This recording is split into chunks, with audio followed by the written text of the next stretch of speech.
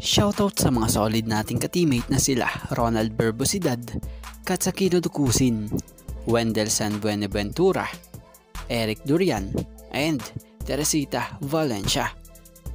Ika nga, malakas pa sa kalabaw na player ng Ginebra. Mapalad at maswerte rito ang Ginebra. At tapos na ang problema sa big man ng Ginebra dahil andito na nga siya. So wag na nga nating patagalin pa, tara at atin ang talakayin agad yan.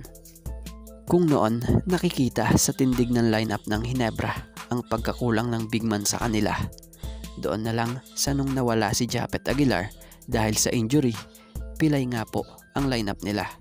Pero ngayong healthy na si Japet, mas kondisyon pa si Sistand, tapos ngayon may daragdag pang big man na maaari na nilang makapalitan like Raymond Aguilar na maganda ang pinakitang laro nung PBA on tour.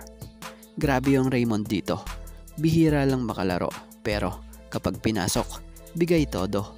Hindi niya iniisip ang puntos dahil gumagawa siya ng paraan para makatulong sa kanyang koponan. Sa totoo lang, di na tayo nagulat dito dahil magaling at may laro naman talaga ito.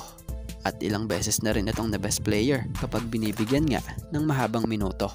At yung laro niya nga ito sa PBA on tour, nung nasa Blackwater pa nga siya madalas nating ito nakikita na nagdo-double-double pa nga. So magiging malaking bagay ngayon siya pag nagtuloy-tuloy pa nga ito dahil magagamit niya yung nakuha niyang kumpiyansa para sa next PBA season.